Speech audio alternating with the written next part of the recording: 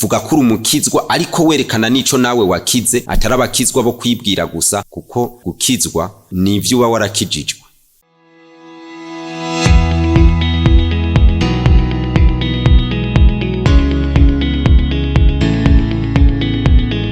Twongeye kubashimira abakunda kudukurikirana ku mbuga ngurukana bumenyi kuri Facebook no kuri YouTube. Amahoro y'Imana bane namwe. Tugiye kuganira ijambo ry'Imana kuko ari ryo ritubeshejeho, izina ry'Imana rihabwa icubahiro. Uwo mugiye kuganira nitwa Mbonimpa Vincent. Reka tuganire ijambo ritubwira ngo kwitwa izina umukizwa.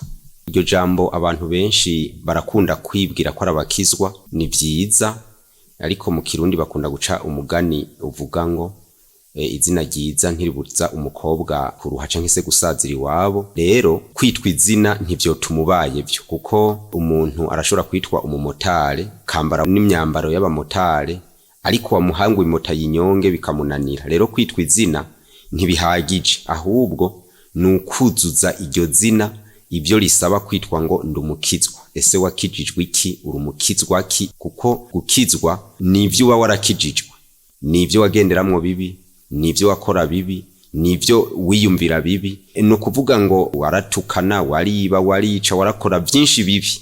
Rero maze agakiza karagutaha k'umwami Yesu, maze nawe ivyo byose wagenderamwo urabiheba, maze ubona kuba umukizwa. Rero abakomeza kwiyitwa iryo zina ntivyotuma batorimbuka igihe utujuje ibisabwa kugira ngo ube umukizwa.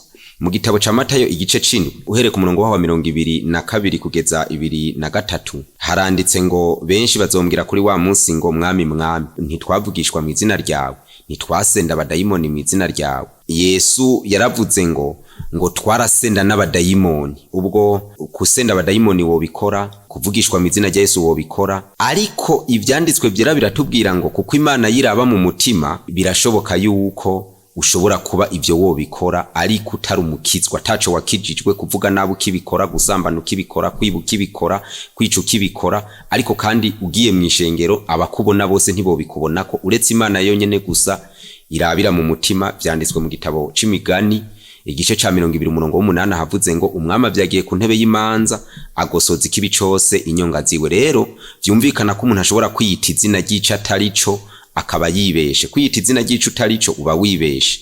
Igitabo ca Petero wa 2 ibice 3 umurongo waho wa 14 haranditse ngo nico gituma bo nkunda, kuko mureretse ivyo mukwiye kugira umwete wo kuzosangwa mu mahoro, mutagira ikirabagu, mutari kumugayo imbere y'Imana. Imana ihabwa icubahiro. Rero umuntu ashaka kuba umukizwa nawe arakora ico bita kwisakasaka, akaraba mu mutima we ko atamugaye afise, nawe ubwiwe akicunga akamenya ngo mu vy'ukuri imbere y'Imana ndumva nta kinyagiriza, ndi n'umutima utari mwijwi rinyagiriza ikibi imbere y'Imana. Igitabo c'Imigani igice caho ca 4 umurongo wa 23 haranditse ngo rinda umutima kurusha uko worinda ikindi kintu cose, kuko ariho ubugingo bwawe bududubiriza. Umuntu arinda umutima rero abawurinda ibibi biwinjiramwo, maze akumva yuko nawe ivyo agendamwo bibi yakijijwe. Ikindi igitabo ca Tito igice ca 2 umurongo w'7 handitse ngo nawe ubwawe wiyerekane muri vyose nk'icitegerezo c'ibikorwa vyiza, ugira ukwigisha kudatosekaye,